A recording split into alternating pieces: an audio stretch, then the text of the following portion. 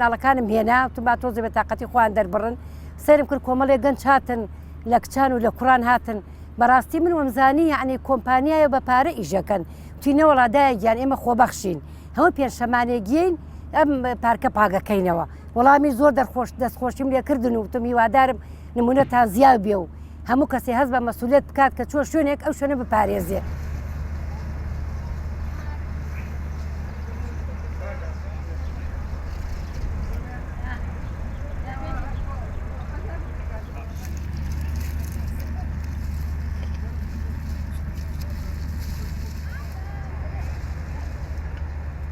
وەکو گروپەکەمان با سلێمانی خیان بکەینەوە یەکەم هۆکارمان پاکردنەوەی سلێمانیە دووەم هۆشیارکردنەوەی خەڵکە کە پێویستە ژینگەکەی پارێزێ چونکە هەم تەندروستی هەم چەندین هۆکاری تر هەیە کە ئەبێتە شتێک کە ژینگەکەی پارێزێ.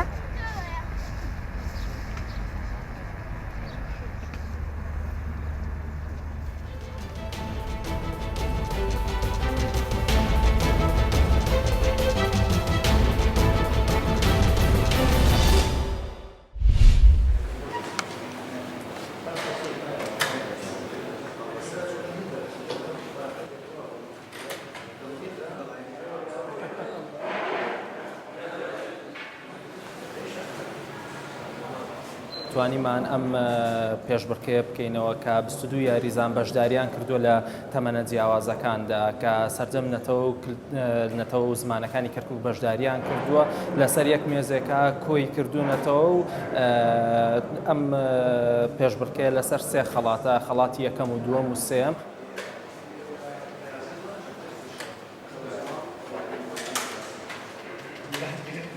شتێکی چاکەم خولانە بکرێتەوە بۆ گەنجان بۆ ئەوانی کە ئارزومەندن بۆ هەر یاریەک من ئارزومەندی شتڕز بووم بۆیە بەشدارم کرد بۆ هیوادارم ئەم خولانە بەردەوام بێت.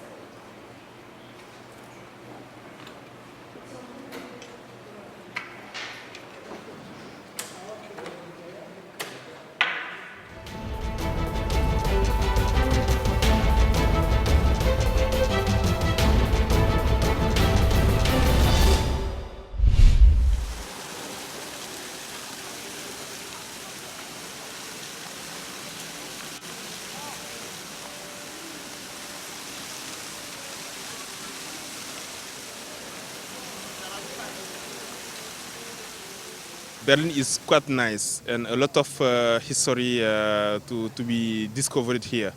So I think the best will be to stay more, to learn more about the city and the historical stories. Yeah. So it was really good for us, and maybe if we have time again, we will come back to see some friends and also to learn about the city.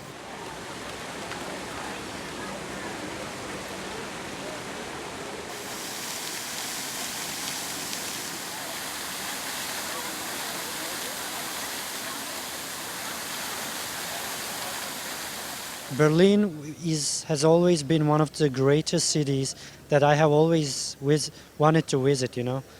So here I am. I'm trying to enjoy my day, although it is very cloudy. I think it's gonna rain. Some people say it's gonna get very cold, although we are in the middle of July.